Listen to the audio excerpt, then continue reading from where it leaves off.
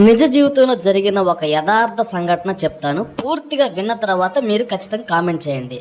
ఇప్పుడు మీరు చూస్తున్న ఈ అమ్మాయి పేరు మోనాలిసా అండి. రోడ్డు పక్కన పిన్నీసులు అమ్ముకుంటూ బతికేదనమాట. పాన్పరాగ్ నవ్వులుకుంటూ రోడ్డు పక్కన పిన్నీసులు అమ్ముకుంటూ పేదరికంలో బతికేది. అయితే కుంభమేళ జరిగిందండి. కుంభమేళాకి కొన్ని కోట్ల మంది జనాలు హాజరయ్యారు.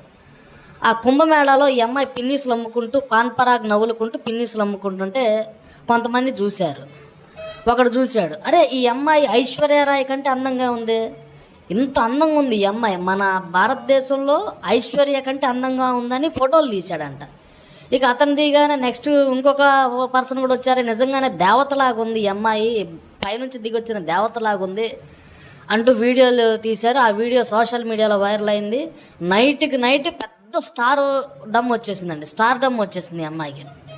ఎంత స్టార్ అయిపోయిందంటే ఇప్పుడు ఈ అమ్మాయి ఒక సాంగ్కి 25 లక్షలు తీసుకుంటుందంట. ప్రైవేట్ ఆల్బమ్స్ చేస్తుంది. రీసెంట్గా మన తెలుగులో హీరోయిన్ ఛాన్స్ కొట్టేసిందండి. ఒక పెద్ద హీరోతో నటించబోతుంది. ఆ హీరో ఎవరన్నది మీరు కింద కామెంట్ చేయండి. మన తెలుగులో హీరోయిన్గా ఎంట్రీ ఇవ్వబోతుందండి. ఆల్రెడీ హీరోయిన్గా 2 సినిమాల్లో నటించినట్టుంది. చూడండి, భయంకరమైన పేదరికం, 100 రూపాయలు కూడా డబ్బులు ఉండేవి కాదు. అలాంటిది వాళ్ళ కోట్ల రూపాయల డబ్బు వచ్చింది, పెద్ద స్టార్ హీరోయిన్ అయిపోయింది. మన తెలుగులో హీరోయిన్గా ఎంట్రీ ఇస్తుంది. ఇప్పుడు మీరు కావాలంటే న్యూస్లో చూడొచ్చు. ప్రైవేట్ ఆల్బమ్స్ చేస్తుంది. జీవితం ఎప్పుడు ఎవరిది ఎలాగుంటుందో ఎవ్వరు కూడా డిసైడ్ చేయలేరు. ప్లాట్ఫామ్ మీద పాన్పరాగ్ నవ్వులుకుంటూ సిగరెట్లు దాక్కుంటూ ఉన్న అమ్మాయి ఇప్పుడు అమాంతంగా ఐశ్వర్యరాయ్ రేంజ్కి ఎదిగిందండి. ఇది నిజం, నగ్న సత్యం ఇది.